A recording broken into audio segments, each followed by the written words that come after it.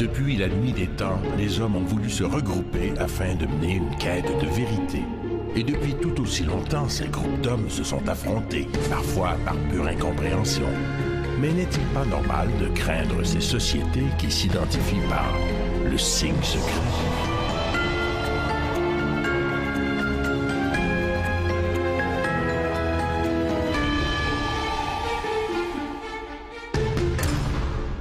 Ça pourrait être un sujet fantastique pour un film d'intrigue internationale. Un groupe d'hommes et de femmes très puissants qui constituent une espèce de gouvernement mondial et qui tire les ficelles de tous les pays.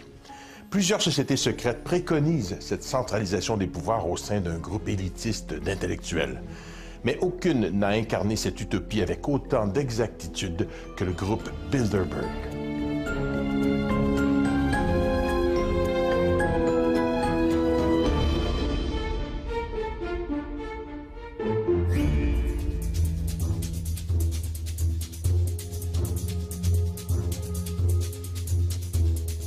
Bilderberg, c'est un groupe informel de plusieurs centaines de personnes qui changent d'ailleurs d'année en année. C'est pas tout le temps les mêmes personnes qui sont là, qui sont en fait des gens qui ont une caractéristique première. C'est toutes des membres de l'élite, de la haute élite politique, économique, médiatique et on pourrait dire aussi militaire, qui prennent l'occasion de se réunir pendant quelques jours dans un hôtel de luxe complètement isolé, à huis clos, pour discuter entre eux d'enjeux qui les préoccupent. Moi, il y a un mot pour décrire ces réseaux d'affaires-là. Le vrai mot, c'est coterie. Coterie veut dire réunion d'hommes riches et influents qui se retrouvent en catimini, en secret, pour le maintien de leurs privilèges et de leurs acquis. Individuellement, les Bilderberg, en fait, en tant qu'individus, ce sont eux qui contrôlent probablement, je n'ai pas fait de calcul précis, mais probablement pas loin de 80-90% de la richesse mondiale. Ce sont réellement les possesseurs du monde. Le groupe Bilderberg réunit environ 120 membres, dont les 2 tiers viennent d'Europe et le reste de l'Amérique du Nord. Créé en 1952, le groupe porte le nom de l'hôtel hollandais où a eu lieu la première réunion en mai 1954. Avant la naissance du Bilderberg, qui s'est passé en 1954 aux Pays-Bas, en Hollande, il faut savoir qu'avant ça, il y avait eu un précédent en termes de réseau d'affaires. Il y avait eu, en 1921, aux États-Unis, à New York, il y avait eu la création du Conseil des relations étrangères, en anglais, le Council on Foreign Relations. Donc, on va créer, à partir, justement, du Conseil des relations étrangères de 1921 et du Royal Institute of International Affairs, on va créer, en 1954, le groupe Bilderberg. Les principaux instigateurs du groupe sont le politicien polonais Joseph Ratzinger, un des plus grands défenseurs de l'unification européenne, et le prince Bernard des Pays-Bas, un ancien membre des services secrets. Selon eux, ce groupe était la seule façon d'éviter l'impuissance de l'Europe. Ils trouvent alors le soutien nécessaire outre-Atlantique, de la part de dirigeants d'entreprises tels que David Rockefeller, un financier milliardaire.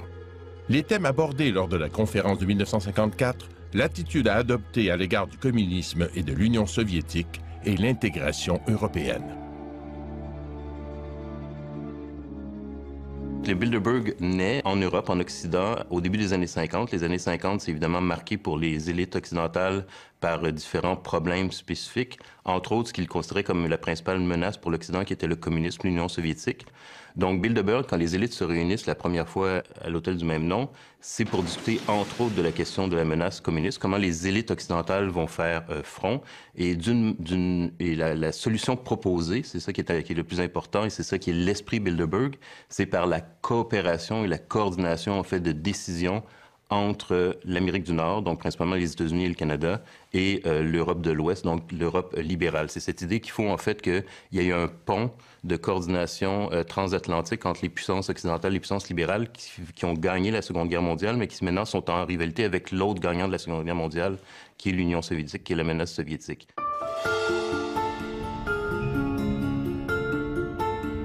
Il y avait aussi un intérêt de sécurité nationale. C'était important aussi donc d'assurer la sécurité de l'Europe et de l'Amérique du Nord ensemble. Il y avait bien entendu en troisième lieu un objectif commerciales, économiques. Il fallait s'organiser de manière à ce que les barrières tarifaires, les barrières économiques soient abattues pour permettre une libre circulation des biens et des personnes. Donc un objectif affiché quand même de libre-échange, surtout entre les pays du bloc occidental. Il va sans dire qu'un groupe aussi influent et mystérieux allait susciter la curiosité des journalistes d'enquête. 3 d'entre eux se sont particulièrement intéressés au groupe Bilderberg. L'Espagnol Daniel Estulin, le Français Michael Gama et l'Américain Jim Tucker. Grâce à des sources anonymes, ils ont étudié ce qui se disait derrière les portes closes des grands hôtels où le groupe se réunit chaque année. Jim Tucker consacre littéralement sa vie depuis 1975 à suivre les membres de ce groupe. C'est à cette époque qu'il prend connaissance de l'étonnant récit de Westbrook Pegler, le premier journaliste à avoir découvert l'existence du Bilderberg en 1957.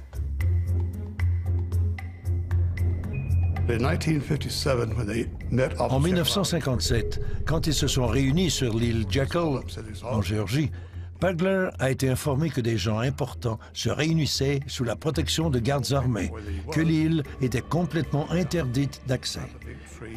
Pegler est accouru et monté dans un arbre avec ses jumelles, puis il a publié 2 articles en nommant ceux qu'il avait pu identifier. Des chefs d'État européens, des hauts fonctionnaires américains, des banquiers internationaux, des Rothschild et autres personnages influents du monde. Il a soulevé la question, pourquoi ces secrets? Pourquoi se réunissent-ils? Pourquoi nient-ils leur existence? C'est à percer ce mystère que j'ai consacré ma vie et ça a été toute une aventure.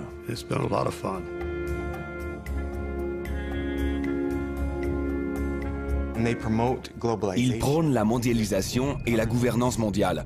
On y retrouve les principales institutions internationales, la Banque mondiale, le FMI, l'Organisation mondiale du commerce, l'OTAN, les Nations unies, etc. Toutes ces organisations sont fortement représentées au sein des Bilderberg et leurs leaders sont presque toujours issus de ces rangs. Si ce n'est pas le cas, ils en deviennent rapidement membres.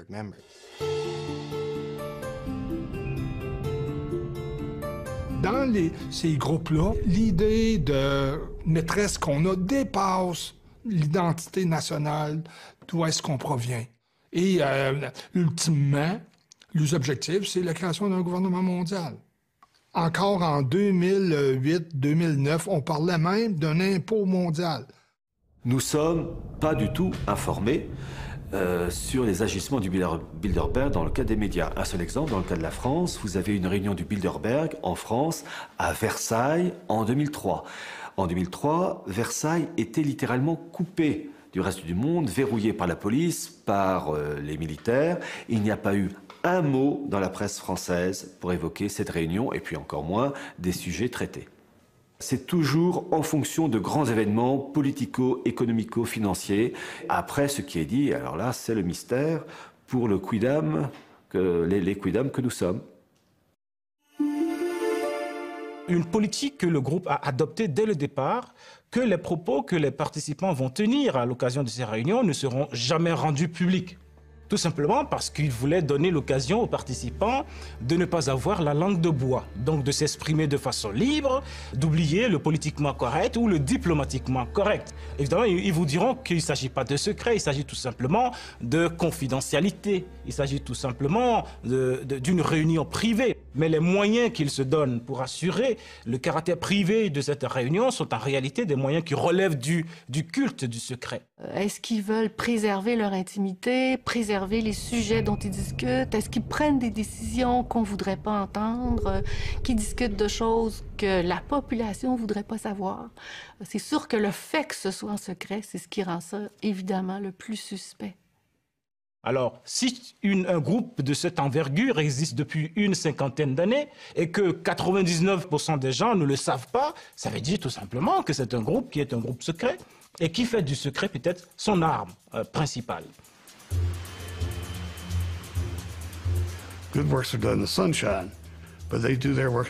Ils œuvrent dans l'obscurité et ils ont des raisons de vouloir garder leur travail confidentiel. Les guerres qu'ils fabriquent ont coûté bien des vies. Plusieurs phénomènes découlent de leur volonté. Par exemple, la récession et les fluctuations du prix de l'essence. La guerre en Afghanistan en 2001. Eh bien, la guerre en Afghanistan, l'année précédente, ça avait été discuté aux réunions du Bilderberg. Et la guerre en Irak, c'était la même chose, ça avait été discuté en 2002. Et les Américains, avec une alliance militaire, avec d'autres pays, ont décidé d'envahir l'Irak en 2003.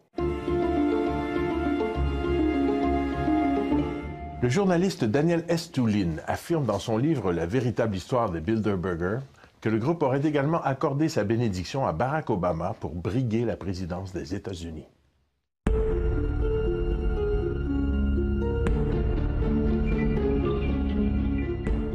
Être invité à participer à une réunion Bilderberg, je pense réellement que c'est une invitation qu'on ne peut pas refuser.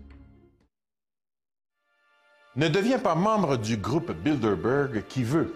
Les quelques 120 membres sont triés sur le volet et doivent être invités à se joindre au groupe. Selon un communiqué officieux du groupe, les invitations sont uniquement envoyées à des personnages importants et respectés qui, de par leur savoir particulier, leurs contacts personnels et leur influence dans les cercles nationaux et internationaux, peuvent promouvoir les objectifs du Bilderberg. On devient membre de Bilderberg par cooptation, c'est-à-dire c'est probablement un comité assez restreint de Bilderbergers qui invite les gens et donc il y a une sorte de contingent ou de caucus par pays qui sont convoqués avec vraiment une palette qui va des plus grandes familles ou des plus grandes compagnies en termes de puissance économique d'un pays. Les Desmarais, par exemple, au Canada, sont souvent invités. Être invité à participer à une réunion Bilderberg, je pense réellement que c'est une invitation qu'on ne peut pas refuser. Quelqu'un à l'intérieur de ce cénacle, de cette coterie élitistes très sélective, doit tout simplement proposer ton nom. Et à l'intérieur, il doit y avoir consensus. Il fonctionne aussi par consensus. Cet individu-là sera un bon candidat pour notre projet. Et notre projet, c'est quoi? Bien, notre projet, en fin de compte, c'est d'élargir notre espace de jeu. Le but, c'est de créer des oligopoles mondiaux. Un oligopole, c'est une situation où il y a très peu de vendeurs, mais énormément d'acheteurs. Ce qui veut dire que les vendeurs qui sont dans le domaine corporatif, peu importe le créneau, bien, à ce moment-là, ils ont beau jeu, en fin de compte, de fixer les prix à la hausse parce qu'il y a énormément d'acheteurs pour leurs produits. L'intérêt, c'est de choisir des gens sûrs, efficaces, qui vont servir une cause commune. La gouvernance mondiale et l'élaboration d'une architecture permettant le bon fonctionnement du système. Parmi les membres présumés ou connus du Bilderberg, il y a les derniers secrétaires de l'OTAN. Tous les présidents américains depuis Eisenhower, sauf, semble-t-il, Ronald Reagan, les barons des médias, dont Conrad Black et Edgar Bronfman, de même que Bill Gates. Parmi les Canadiens qui auraient assisté à au moins une rencontre du Bilderberg, Jean Chrétien, Pierre Elliott Trudeau, Stephen Harper, Raymond Chrétien, alors qu'il était ambassadeur canadien aux États-Unis, Stéphane Dion, Paul Martin et Frank McKenna. Au niveau des personnes connues au Canada, on va avoir le général des armées canadiennes, Jean-Victor Allard, qui est un Québécois, qui est un membre influent, il est décédé aujourd'hui, mais qui est un membre influent des Bilderberg.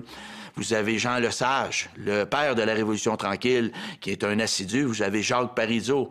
Et Jacques Parizeau était formé avec l'élite sociétale de Londres, avec la London School of Economics. Et ce monsieur-là a déjà assisté à plusieurs rencontres. On a aussi une rare dame qui s'appelle Marie-Josée Drouin, qui a marié Henry Kravis de la firme financière de Wall Street, Colbert Kravis Roberts. Madame s'appelle Marie-Josée Kravis maintenant. Et elle faisait déjà partie d'un puissant institut de réflexion ici au Canada, c'était le Hudson Institute. Elle était repêchée par les gens du Bilderberg parce que c'est une femme dans son créneau hyper influente.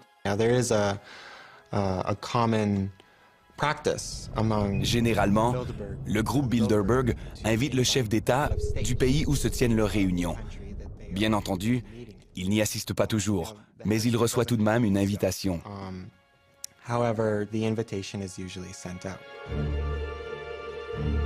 C'est probablement dans ce contexte, c'est-à-dire l'invitation systématique du plus haut dirigeant du pays hôte, que Brian Mulroney a participé à la rencontre du groupe Bilderberg qui se tenait à Toronto en 1987.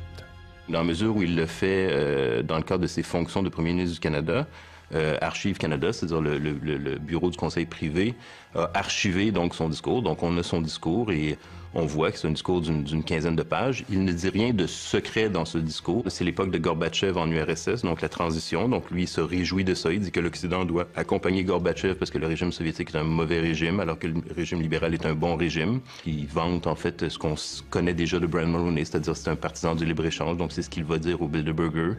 Il dit même qu'il faut en fait avoir une ouverture plus grande au niveau des frontières pour la liberté de circulation des populations et de la main-d'œuvre, donc de l'immigration.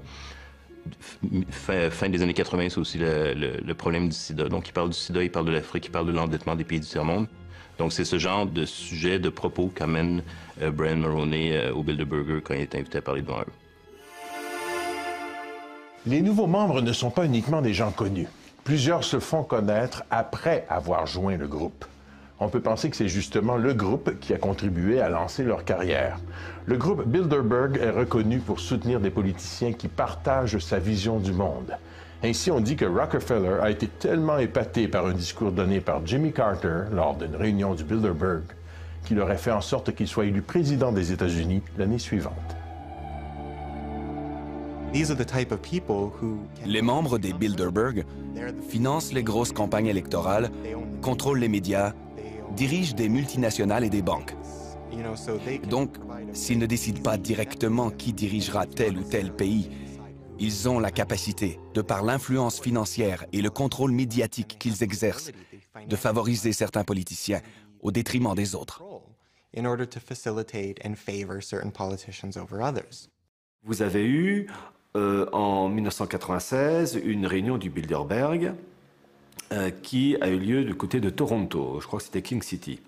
Et il y avait un ministre-président du Land de Basse-Saxe qui était présent, l'Allemand Gerhard Schröder, qui un an plus tard est devenu chancelier allemand. Donc on voit très souvent des réunions de futurs chefs d'État.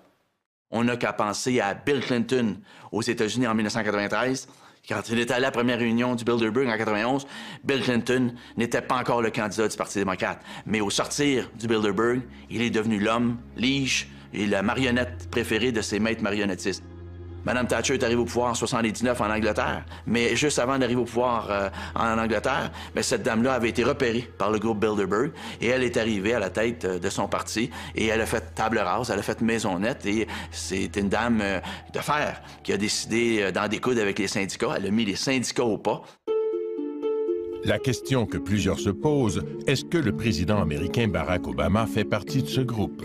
Au moment où on se parle, il est impossible de dire, hors de tout doute raisonnable, que Barack Obama est un membre en règle. Il est un sympathisant. Il faut savoir que Barack Obama envoie des émissaires aux réunions du Bilderberg. Bon nombre de ceux qui ont assisté à la réunion du groupe Bilderberg en 2008 se sont retrouvés dans le gouvernement d'Obama quand il est devenu président. Par exemple, Larry Summers et Paul Volcker, l'ancien président de la Réserve fédérale américaine, sont devenus d'importants conseillers économiques d'Obama. Le général James Jones est devenu son conseiller en matière de sécurité nationale. Et j'en passe. Oui, Barack Obama est sans aucun doute un membre de Bilderberg. Et il obéit certainement à leurs ordres. On en aura la preuve avec l'augmentation des coûts de l'essence et avec la prolongation de la récession entièrement fabriquée par les Bilderberg.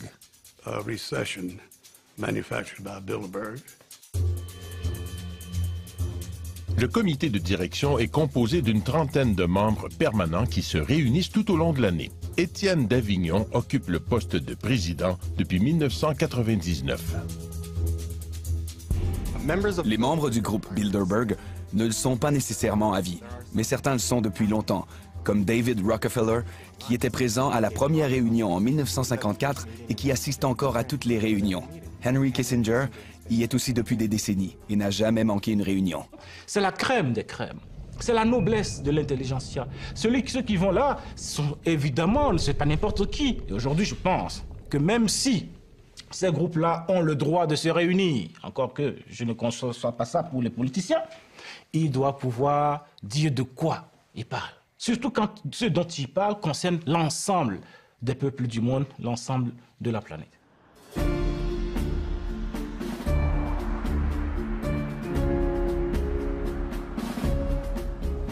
Alors mon cher Benoît, ces gens influents qui sont membres du Bilderberg, qui se promènent toujours dans des limousines comme celle-ci? Oui, effectivement, quand ils vont à leur rencontre annuelle, les fins du mois de mai et mois de juin, ils se rendent là en limousine, des limousines aux vitres teintées, et ces gens-là portent des costards noirs, 3 pièces, sombres, avec des lunettes fumées, et ils ont aussi leur garde du corps, toujours dans leur entourage. Et est-ce que ce sont des limousines blindées? Blindées, je dirais pas jusque-là, mais peut-être certaines personnes, parce qu'il y a des dignitaires de pays étrangers là, qui vont là. Il y a aussi des reines, des têtes couronnées qui assistent à la réunion du Bilderberg. C'est pour ça qu'ils se réunissent toujours dans des endroits reculés, loin des centres-villes? 5 étoiles. Ça prend des hôtels 5 étoiles et ça, c'est réservé longtemps à l'avance, mais l'endroit n'est connu souvent qu'une semaine avant l'événement, question de sécurité.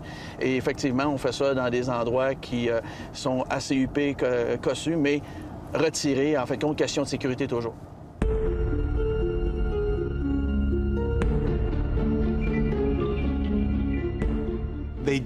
Ils suivent les journalistes et les font arrêter. En Grèce, ils ont arrêté des gens pour avoir photographié les participants. En plus de 50 ans, la presse n'a jamais été autorisée à assister à une rencontre du groupe Bilderberg, pas plus que n'ont été publiées des déclarations sur les conclusions adoptées par les participants. Et non seulement ils sont réticents à l'idée de révéler la teneur de leur discussion, ils refusent de dévoiler publiquement le lieu de leur réunion.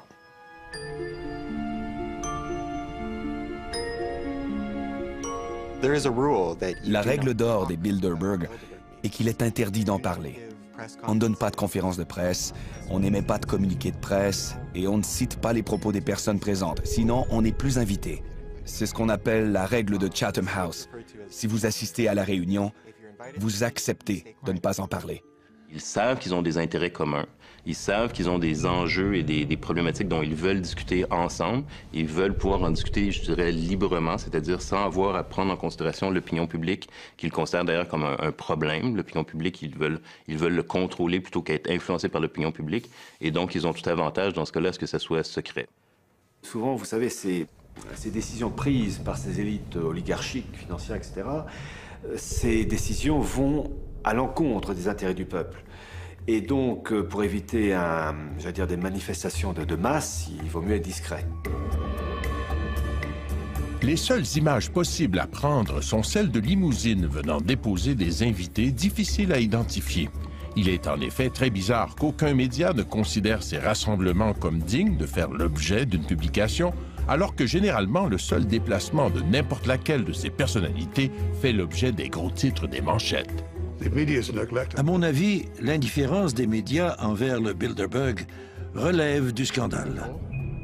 La cérémonie des Oscars, cet événement absurde, reçoit un déluge d'attention médiatique.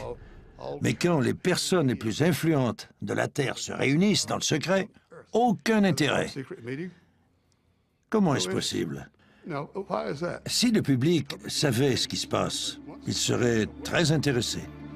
Ce sont des événements qui sont peu connus, donc c'est un cercle vicieux aussi. Moins ils sont connus, moins les médias vont être incités à y participer, moins la population va demander des renseignements par rapport à ça. Les médias officiels ne traitent pas du Bilderberg parce que déjà vous avez énormément de représentants des médias, presse, radio, télévision, qui participent à ces réunions du Bilderberg et ils ont le conseil de ne pas divulguer et de ne pas évoquer dans la presse ces réunions parce que tout simplement, les grandes choses se font toujours avec discrétion et puis si ces grands dirigeants des médias veulent avoir un avenir professionnel, il vaut mieux qu'ils soient obéissants. Il est vrai que parmi les participants, il y a des présidents de conglomérats de presse tels que le Washington Post, le Time Magazine, le New York Times et le Figaro. On sait maintenant que l'éditeur du Washington Post a assisté à toutes les réunions depuis 1954 et qu'il a gardé la promesse du secret absolu. Assister à une seule réunion revient à faire un vœu de silence à vie. Au Canada, il y en a eu une récente en 2006, c'était à Ottawa, et c'était une des rares fois que Radio-Canada est allé couvrir la rencontre du groupe Bilderberg dans un hôtel huppé, cossu d'Ottawa. Le journaliste Patrice Roy était sur place. Est-ce que la centaine d'hommes et les quelques femmes qui arrivent ici en limousine, cachées derrière des vitres teintées, possèdent un vrai pouvoir occulte? Ce qui est sûr, c'est qu'ils sont tous influents dans leur domaine. Et c'était toute beauté. Ça n'a pas duré 3 heures, ça a duré 3 minutes. Mais c'est quand même 3 minutes de plus que ce qu'on a toujours eu avant, alors qu'il y avait un blackout médiatique. Il y a plusieurs hypothèses pourquoi il y a peu d'attention médiatique aux événements Bilderberg. Je pense que c'est simplement que ce n'est pas une réunion officielle. C'est-à-dire que les gens qui sont à la réunion Bilderberg annuelle ne sont pas là en tant que représentants de leur pays ou en fonction de leur fonction publique et officielle. Donc, c'est un peu comme les vacances des premiers ministres, finalement. Elles peuvent être couvertes par les médias, mais en principe, ça n'a pas une grande importance publique. Je pense que c'est ça qui leur permet de jouir d'une certaine discrétion par rapport aux médias. Et ça a de toute évidence pas la même visibilité aussi que les grands sommets, parce que lors des grands sommets, comme le G8, G20, par exemple, les sommets eux-mêmes invitent les journalistes. Dans le cas de Bilderberg, ils ne sont pas invités, donc il y a beaucoup moins de possibilités pour eux d'y aller.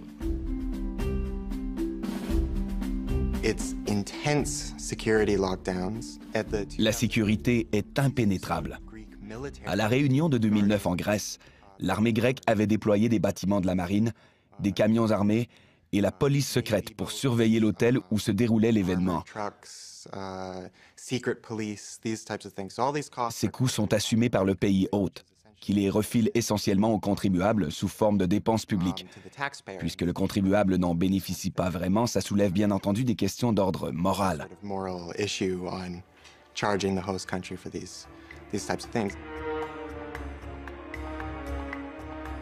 Ils suivent les journalistes et les font arrêter. En Grèce, ils ont arrêté des gens pour avoir photographié les participants.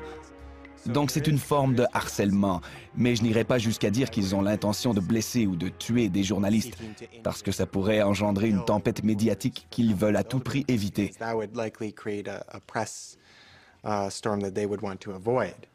Laissez-moi vous dire que j'en ai eu des sueurs froides dans mes aventures avec les Bilderberg. Au Portugal, j'avais embauché un chauffeur pour m'emmener le soir vers 23 heures pour tenter de m'emparer de quelques documents. Le chauffeur a accepté de me déposer à côté d'une clôture et de m'attendre les phares éteints. J'avais à peine parcouru une centaine de mètres lorsque j'ai entendu des coups de feu passer au-dessus de ma tête. J'ai été pris par surprise. Alors j'ai pris mes jambes à mon cou, j'ai sauté par-dessus la clôture et on est parti à toute vitesse avec les phares encore éteints. Et puis j'ai pensé, ils n'ont pas essayé de me tuer. Ils ont voulu m'intimider et ils ont réussi.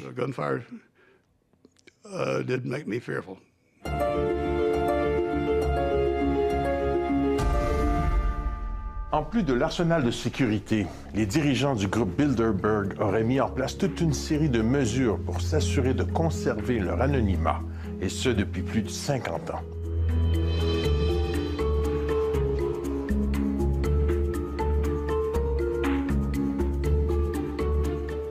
Ce qu'ils font, en fait, c'est vraiment un grand hôtel chic, qui va être finalement vidé de ses touristes et de ses visiteurs habituels. Donc, c'est vraiment l'ensemble des chambres et de l'établissement de l'hôtel qui est réservé pour la réunion Bilderberg. Le personnel de l'hôtel n'est informé de la réunion que la veille.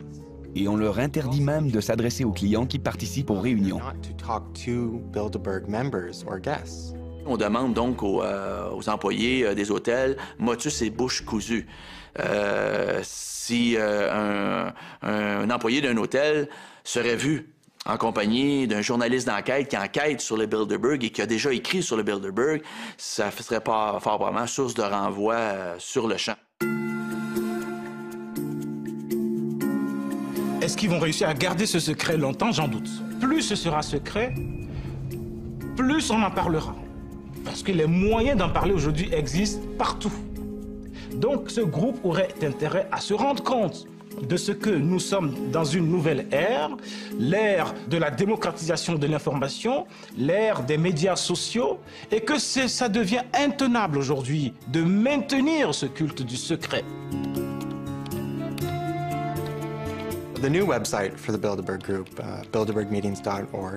nouveau site web du groupe Bilderberg, bilderbergmeetings.org, est une approche intéressante en termes d'image. Il a été créé en 2010 et c'est la première fois que le groupe reconnaît sa propre existence.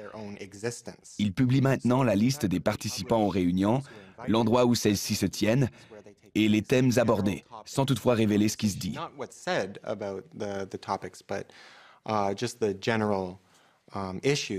C'est donc un pas significatif, mais c'est aussi une façon pour eux de lutter contre l'image négative que se fait le public des Bilderberg.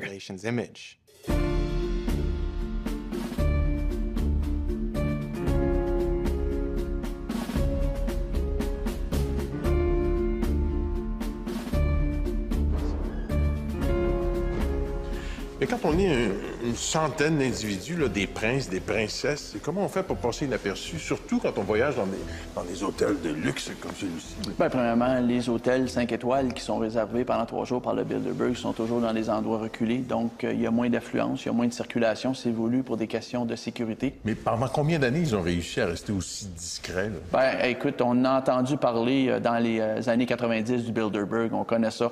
On en parle plus depuis le début des années 2000, mais ça commençait tranquillement, par-ci, par-là, dans les années 90, à parler du Bilderberg. Mais pour le commun des mortels, le mot Bilderberg, ça n'a aucune connotation, ça veut absolument rien dire.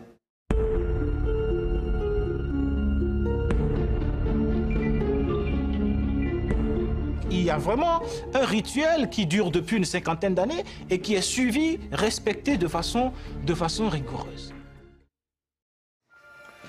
Le groupe Bilderberg est encore et toujours très actif. 59 réunions ont eu lieu entre 1954 et 2010. Parmi elles, 5 se sont déroulées au Canada. En ordre chronologique, au manoir Saint-Castin du lac Beauport, à Mont-Tremblant, Montebello, Toronto et Ottawa. Le déroulement des réunions doit répondre à un décorum particulier. Il y a vraiment un rituel qui dure depuis une cinquantaine d'années et qui est suivi, respecté de façon rigoureuse.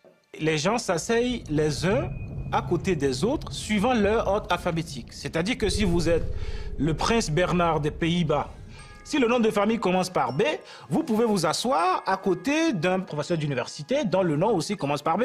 Je veux dire, c'est pas parce que vous êtes prince que vous allez vous asseoir forcément à côté d'un autre prince.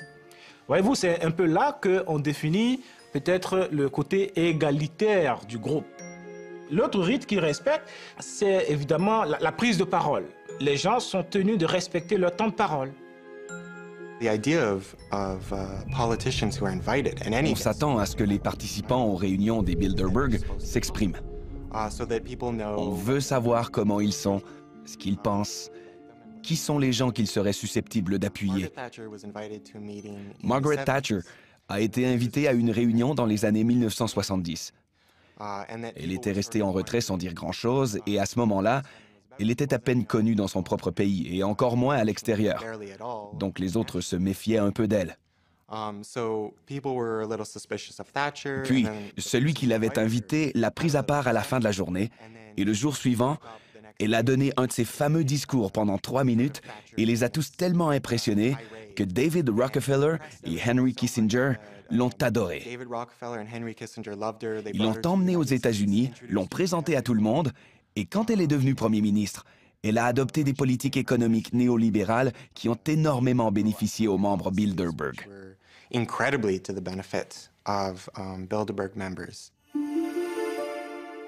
Les participants doivent aussi parler parfaitement l'anglais, comme c'est la langue officielle de la rencontre. Il n'y a pas de traduction simultanée. Ils doivent venir seuls. Ni conjoints ni collaborateurs ne sont admis. Même les assistants personnels, dont les gardes du corps, ne peuvent y assister et doivent manger dans une pièce séparée. La seule exception concerne les reines. La reine Béatrix des Pays-Bas amène son fils héritier et la reine d'Espagne peut venir accompagnée du roi Juan Carlos. À l'instar des sociétés secrètes, y aurait-il à l'intérieur des réunions une sorte de rituel de serment d'allégeance exigé de la part des participants?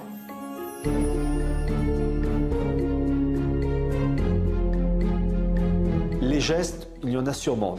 Des objets décorant, si je puis dire, la salle de réunion, c'est possible, mais compte tenu qu'elles sont secrètes, que ce n'est pas filmé, comment savoir? Certains observateurs vont plus loin et prétendent que le fondement même du groupe Bilderberg repose sur la philosophie des francs-maçons. Les représentants du Bilderberg obéissent aux 3 pivots de l'idéologie maçonnique: nominalisme, naturalisme, primauté de l'homme. Le premier point, c'est le nominalisme, qui en philosophie dit qu'il n'y a pas de vérité. Chacun a sa vérité. Vous avez votre vérité, j'ai la mienne, et c'est une vérité qui est évolutive. Ce qui est vrai aujourd'hui n'est pas demain, etc. Le deuxième point, c'est le naturalisme, qui consiste à dire qu'il n'y a pas de religion révélée. Et le troisième point, c'est la primauté de l'homme, centre de toute chose. Alors que dans le catholicisme, Dieu est centre de toute chose et l'homme est la créature, le second. Dans l'idéologie maçonnique, qui anime donc les dirigeants de Bilderberg, l'homme est le centre de toute chose, l'être indépassable. Il y a un aspect de société secrète, mais il n'y a pas de rite d'initiation.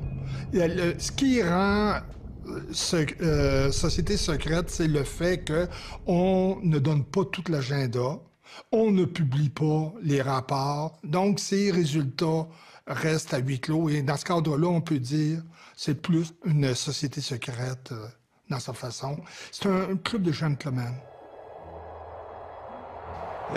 Ils ont une certaine influence et un certain pouvoir sur les institutions et leurs plans d'action. Mais je ne dirais pas qu'ils sont une société secrète dirigeant le monde. Ce serait leur accorder une trop grande importance. Mais d'après vous, est-ce qu'ils ont des cérémoniales, des codes, des rituels comme les francs-maçons? Est-ce qu'ils ont un signe secret? Oui, le signe secret des membres du Bilderberg, ça serait le signe du dollar. Et Dieu sait qu'ils en ont beaucoup de dollars. Et considérez-vous comme une société secrète? C'est une société qui a beaucoup de secrets, qui méritent d'être dévoilés au grand public. On sent chez tous les gens qu'on a interviewés un mélange de fascination en même temps qu'un désir de dénonciation. Et vous, Benoît Perron, personnellement, est-ce que vous êtes intrigué, inquiété, fasciné? Non, je ne suis pas du tout fasciné par les membres du Bilderberg. Par contre, ces gens-là, oui, ils me troublent, ils m'intriguent parce que le pouvoir qu'ils ont concentré dans leurs mains et parce qu'ils occupent des postes clés, justement, dans la société, font en sorte que les décisions qu'ils prennent vont avoir un impact à moyen terme et à court terme sur le commun des mortels, donc sur moi. Alors, c'est un rapport amour-haine.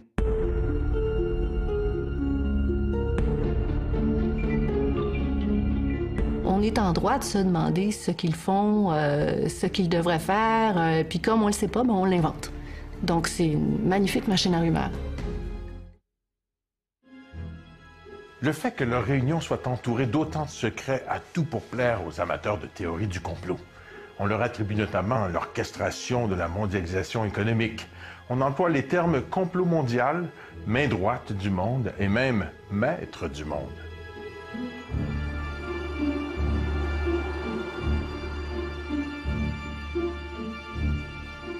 Évidemment, le fait qu'ils soient si secrets aussi a pour effet de créer toutes sortes de fantasmes, évidemment, à leur propos. On a l'impression que c'est un gouvernement secret mondial, occulte, qui réussisse à déclencher des guerres, à créer des crises économiques.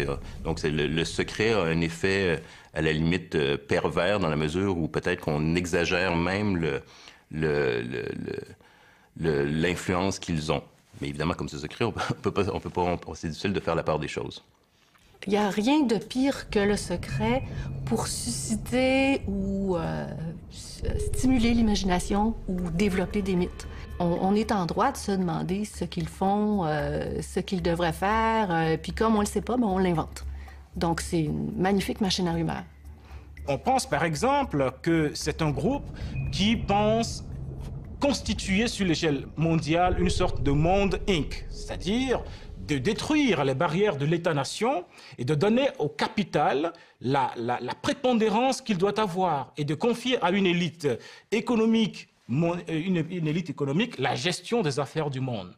Il y a certains qui pensent que dans le groupe, en tout cas, il y a des gens qui proposent des mesures encore plus extrêmes, des mesures plus radicales, qui consistent par exemple à laisser faire des maladies, à créer, à inventer des maladies pour décimer des portions de population. Donc, si c'était ça l'objectif, il est évident qu'on ne peut pas en parler en public.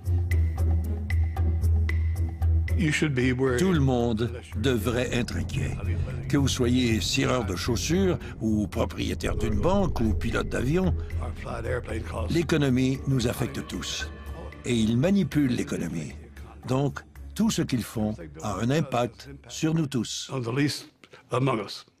Ce qui m'interpelle sur le plan éthique, je ne sais pas jusqu'à quel point ça serait scandaleux ou pas, mais c'est la collusion. Le principe de la démocratie, c'est la séparation des pouvoirs. Et quand on voit qu'il y a des rencontres où il y a possibilité de collusion ou de trafic d'influence entre les plus grands pouvoirs que sont le pouvoir de la presse, le pouvoir financier, le pouvoir politique, et à ce moment-là, ça devient inquiétant.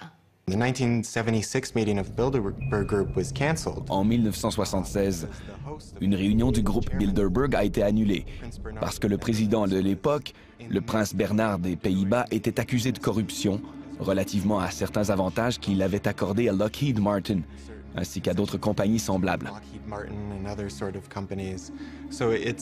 Et c'est ce genre d'arrangement que les réunions des Bilderberg facilitent. Bilderberg est réservé à quelques régions du monde, disons à 2 grandes régions du monde, réservé aux pays européens, un certain nombre de pays européens, et à l'Amérique du Nord. Mais imaginez un groupe qui parle de sécurité énergétique, de sécurité nucléaire, qui parle de géostratégie mondiale, qui parle de commerce international, qui parle de l'aide publique à l'Afrique.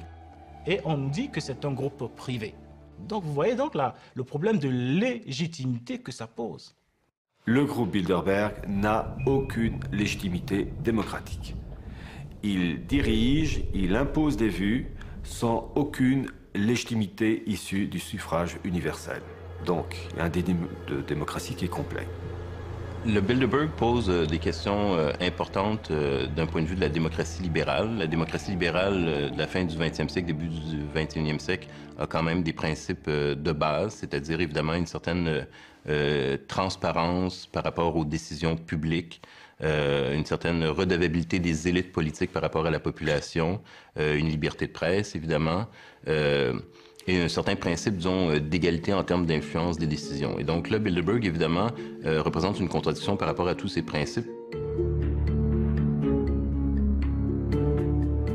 Ces gens-là ont le pouvoir, en catimini, et c'est ça qui me trouble, de fixer l'agenda économique d'un pays qui a élu à sa tête un gouvernement démocratiquement. Autrement dit, mon vote n'a aucune importance.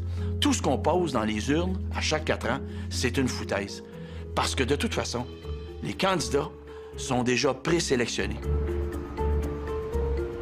Depuis qu'on a organisé les sociétés, depuis le début de l'humanité, le jeu d'influence s'est toujours fait.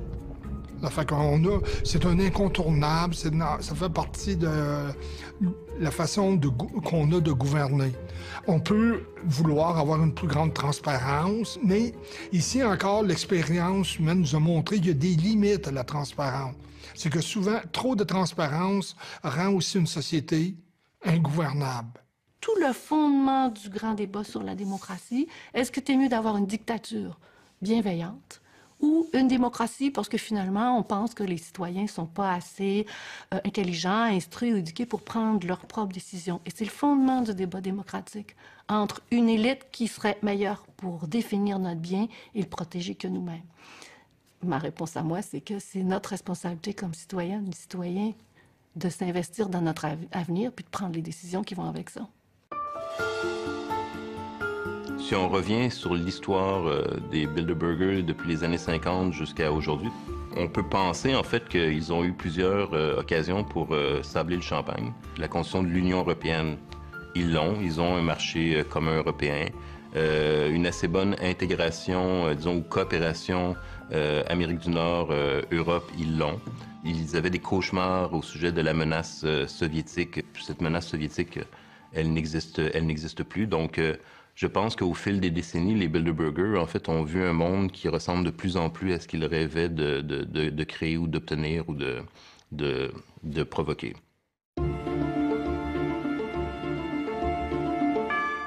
En juin 2010, une conférence du groupe Bilderberg s'est tenue à Sitges, une station balnéaire espagnole située à 30 km de Barcelone.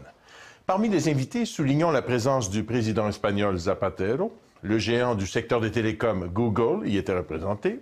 On y retrouvait aussi les dirigeants de Shell, la reine d'Espagne, la reine Béatrix d'Hollande, le premier ministre français François Fillon, Bill Gates, le conseiller financier d'Obama, le secrétaire général de l'OTAN et le directeur de l'Organisation mondiale du commerce. On peut supposer qu'ils n'étaient pas là que pour jouer au golf.